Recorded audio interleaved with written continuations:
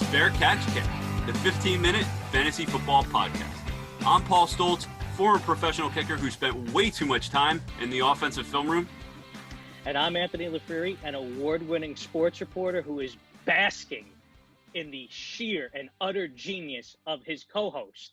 Not only did he have the Pat Mahomes, Tyreek Hill stack yesterday in DFS, he called Wayne Gallman, Austin Eckler, Deebo Samuel, Chad Beebe, James White, and Latavius Murray. He got a Latavius Murray game right. Paul, Professor Paul, the genius. I give you, ladies and gentlemen. I appreciate that, actually. Sometimes you compliment me, sometimes you don't. Offline, you tend to compliment me a little less. So the fact that you subsided on a Cowboys rant as part of your introduction this week, I'm honored. I'm thankful, I'll even say. It's Thanksgiving week, so we may as well talk about what we're thankful about. Well, it is week 13. It is arguably the most important week in fantasy football.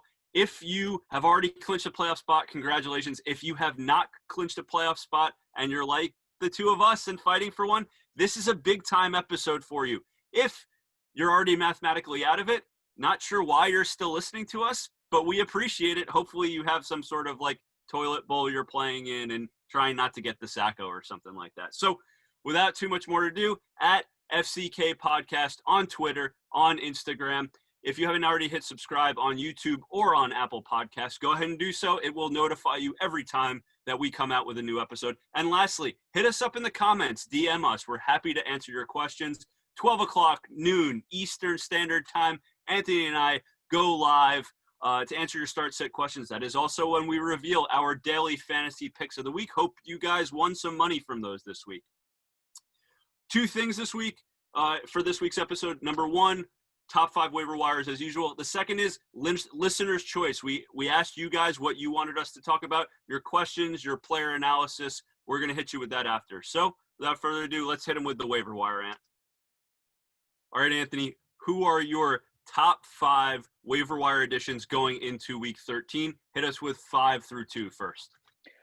Okay, Paul, so just before I get into it, I just want to preface this that almost all of my guys here are spot starts, meaning you really want to start them for just 1 week, maybe 2 tops. We're just trying to get you dubbed in week 13 when it matters most.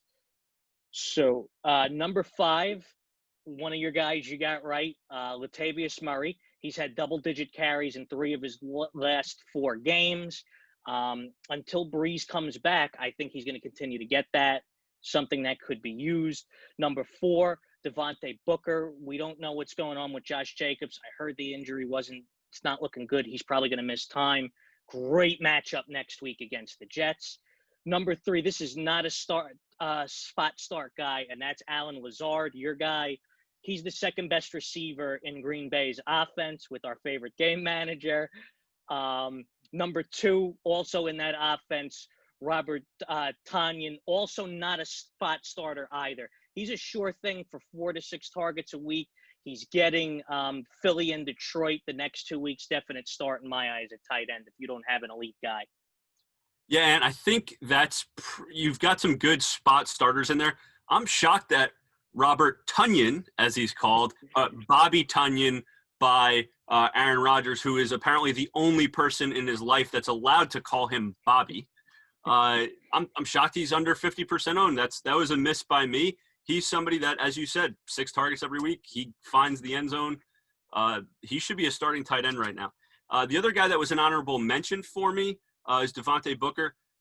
Jacobs, I read, is actually supposed to play this weekend. It's not confirmed yet, though, so monitor it. But even if Jacobs does, watch for Devonte Booker to keep working his way in. He's a legit flex option for you. They're giving him his own series now.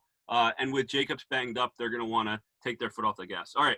My number 5 is a guy you and I have been touting for about 4 or 5 weeks now, Prashad Paraman. Worth mentioning again, he gets 5 to 7 targets every week. He gets a couple deep balls. He is legitimately talented, former number 1 pick. If Darnold is the starter, which he finally is again now, coming back from injury, Prashad Paraman is an RB3 look. A wide receiver 3 look for us. My number 4 is Benny Snell. We don't know what James Conner's status is going to be with COVID.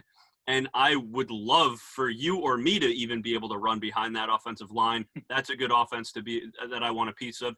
Number 3 is Cam Akers, who we've said it for a while, is the guy that eventually they want to take over that offense. He is a violent, vicious runner, which contrasts well with Henderson, who's the speed back, Malcolm Brown, who's the do-everything. I think we start to see more and more Cam Akers talking 12 to 15 carries, and he showed us with his 60-plus yard touchdown run. He's got it. My number 2, Kiki, do you love me? Cutie. This is a guy who started the season not just 5 on the depth chart, started the season inactive, right? Has worked his way back into favor with the departure of Bill O'Brien, has gotten healthy, and now you have Kenny Stills out, Randall Cobb out, and Will Fuller just got hit with a 6-game suspension. They worked QT into the game plan more and more last week. I think he is 100% worth an ad, and he's barely owned right now. Yeah, Paul, that is really a genius move right there. The fact that Fuller is going to be out for a while, it's basically now down to Kiki and Cooks. I really like Cooks now too with Fuller out. So that's a great look right there, Paul. All right, Ant, who you got at number 1? Well, I got me a 1 and 1A, and I know you're going to hate me for this. So what I want, Fitz magic, listen, we don't know what the deal is with Tua. Whoever's starting there, I like, though, because it's the Burrowless Bungles they're playing. And that's like my 1. And then my 1A is whoever is basically playing under center for the Bears, because Trubisky wasn't terrible last night. I'm still a Foles guy, but the big thing is it's his schedule, Paul. He's got Detroit at home, Houston at home, at Minnesota, at Jacksonville. You got to at least stash and see what's happening there. I'm in shock. I am in absolute, utter shock that you would put Mitch Trubisky in the same sentence on an equal playing field as your boy, Nick Foles, who you have come on this show on a weekly basis and defended. Well, in my defense, it is anybody under center for the Bears, and it's strictly because of the matchups. Foles is still my guy. If he's under center, I'd rather roll with him. But listen, Trubisky's a little bit more mobile. I get it. That's kind of the difference. Yeah, so I have a 1A and 1B also. Mitch Trubisky is my 1A. The schedule is ridiculous, as you just said. He's also somebody who has put up good fantasy full seasons before, right? And he's mobile. He gets yardage with his legs. They find themselves down a lot. He does what we thought Stat Padford would do, Matt Stafford this year. He does that religiously. I love Mitch Trubisky in the next 4 games throughout the rest of the playoffs. The other guy that I like, you said at your number 3, is Alan Lazard. Rodgers will literally throw anywhere that he can to free up Devontae Adams, and his favorite target to throw to is Alan Lazard consistently, and he loves Lazard in the red zone. All right, Ant. It's week 13, arguably the most critical week in all of fantasy football. This is make or break for a lot of people with their start sits, with who they're picking up. Some people also have trade deadlines that have not hit yet, which is crazy to me, but take advantage if you can. So we did a listener grab bag episode so we could customize this section for you guys, our listeners. And let us know who asked each question, and we'll go ahead and answer it. Okay. Right off the bat, we're going to go rapid fire. Scraplack, what is Curtis Samuel looking like for this week? I'm going to give you a more big picture on Curtis Samuel, because Curtis Samuel is no longer on a week-to-week matchup basis. I think he has established himself as a consistent part of that game plan, no matter if it's Teddy Bridgewater or P.J. Walker. 70-plus yards in 3 of the last 4 weeks. They're finding ways to get him the ball. He used to have injury issues. He doesn't have that anymore. Touchdown in 3 of the last 5 games. This is a guy I think you can now consider every week at flex or wide receiver 3. Yeah, the results are there by the end of the week. It may not look pretty. It may be in 500 ways, but he seems to get there. Mm-hmm. Drew Brees, is it time to cut bait and drop him? Yeah, it is. I mean, look, it depends. Not if you're in a dynasty league and not if you can afford to wait for week 16, 17. But at the end of the year, teams do 2 things, right? They get injured and they put in replacement guys. And secondly, they start playing rookies more and more. And so I don't want Breeze taking up a spot on my bench so that I could be taking shots at rookies who end up being or backups that end up being lottery tickets towards the end of the year. Second part of that question is, if so, for who? I love Trubisky's schedule, as we said during our waiver wire portion. That is a quarterback I could go super flex on. I could even consider starting for the next 4 weeks. Yeah, Breach just can't stay healthy anymore, so it's time to move on. He's 41 as well. Travis Fulgam, is he worth holding? Yeah, look, Fulgham's talented. Is he worth holding? I think our answer might be outdated by the time that this episode airs on YouTube and Apple Podcasts. So I'm going to take a shot and say, yes, he's worth holding, but not if you find a better option. We'll see what he does during tonight's game. We are recording Monday night. But Fulgam, even though he had 1 catch last game, did get 7 targets. He is in Carson Wentz's game plan. So he's a borderline sure hold him. But if you have somebody better, I'm not screaming drop him right now. Yeah, with Fulgam, he's still clearly in the game plan, so he's worth stashing. He's right in the pecking order, right behind the other team's cornerbacks when it comes to Carson. Give it to him, Wentz. Emmanuel Sanders, are we cutting bait with him too? Yeah, I'm cutting bait with Emmanuel Sanders completely. The only couple big plays he's made were just bomb throw-ups by Taysom Hill. Taysom Hill's only throwing the ball 16 times a game right now. This is a run-first game plan. I believe it was 4-1 run to pass. They ran the ball like 45 times yesterday. The only wide receiver I'm owning there is Michael Thomas. Yeah, well said. I can't say it any better, so I'm going to just move on. Season outlook for Cole Beasley. That's a me question right there. That is a you question. The self-proclaimed psychic of Beasley. You know exactly when Beasley's going to have a good or a bad game. Give it to us. Well, it wasn't looking good until he threw that 20-yard touchdown pass. But by golly, he did it. Listen, guys, when John Brown is out, that's the time to start Beasley. He's on IR. So you got to hold him, and unless you're just truly stacked at wide receiver, start him as your wide receiver 2 or your wide receiver 3 or your flex, something along those lines. Yeah, I agree with your outlook. Look, it depends. His value to me is dependent on John Brown being on IR, which he is right now.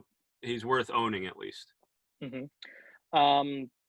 We've been talking about receivers that we're out on and in on. How about one more buy low receiver? Yeah, I would probably go with Cooper Kupp after this game this weekend where he didn't get targets till late. Cooper Kupp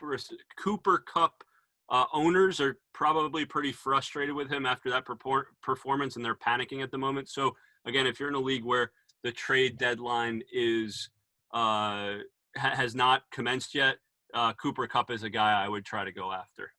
Mm-hmm. Couple ones I'll mention real quick, as silly as it sounds, but DeAndre Hopkins has been meh the last couple of weeks. So if you can, go for it. Another guy a bit more reasonable, although the secret's probably going to be out on him, is Brandon Cooks, because we just said it's Kiki and it's Cooks, and that's pretty much it in that wide receiver room right now. Yeah, Cooks was going to be my number 2 guy off the top of my head as well. Now, what about running backs? Is there a running back you'd like to buy low on right now? Yeah, there's one off the top of my head, and then I'll list a few that I think are worth making offers for. The number 1 question that I've gotten is, should I trade Camara? And my answer is no. You should not trade Camara, right? This was clearly going to be a game against the Broncos who don't have a quarterback where Latavius Murray was going to be relevant. And he was the running back he was the RB1 for the second half of the game. This happens all the time. This isn't new, right? When they face a good team, Camara is much more involved in the game plan. They're not going to win every game 31-3. So if you can put together a package for Camara, and get a sucker Camara owner, go for it. Other guys off the top of my head, J.K. Dobbins, you and I have been touting a while. He will be the number one running back once he's done with the COVID. Kareem Hunt, there is a very negative sentiment on him, but Baker Mayfield missed him twice in the end zone. He's going to continue to be involved against many teams, including the Giants, who are strong at corner and can't really cover running backs as well out of the backfield. In that game coming up, Raheem Mostert and Aaron Jones are all the guys I would say buy low on from a running back standpoint. Yeah, I'm with you there. I just would like to add that I saw a fantasy article this morning saying that without Drew Brees in there and with Taysom Hill running the offense, that Camara is now considered a firm mid-level RB2. No. If I could acquire him for mid-level RB2, I will do that forever and a day. Yep. Hey, we got another question. What do you think on Zeke Elliott the rest of the way? Do you think he's a 2.9 points guy like he was last week, or do you think he's the 25 points guy that he was the week before? Well, this is frustrated Cowboy fan alert and really frustrated Ezekiel Elliott fan and owner alert. It's somewhere in between, to be honest with you. I've watched him every game this season, and I got to tell you, he is not the same guy. He has no explosiveness. He's a fullback. He's Eddie George. I think he's a 10 to 15 point back. Maybe he can hit you 20 if they don't fall too far behind and he can get a touchdown. But we got problems in Dallas with Ezekiel Elliott right now. Do not count on him to win you a championship at this point. Yeah, it's hard to say. It seems like it's game plan dependent, but that was certainly a game where I thought it was going to be feed Zeke time, and I'm certainly worried as well. So Zeke was one of my guys. Let's go with one of your guys, Jared Goff. Superflex format, worth holding or not? Yeah, he's definitely worth holding. His schedule coming up is Cardinals and Patriots immediately, which is Cardinals looked really good last week defensively, I thought. Patriots looked pretty decent defensively, but 15 and 16 are the Jets and the Seahawks. Those are the weeks, if you're fortunate enough to make the semifinals and the finals, I would start Goff there. But Goff showed us last week against the Buccaneers that he could be fairly matchup proof against a good defense. So he is somebody I would be considering starting in a super flex spot.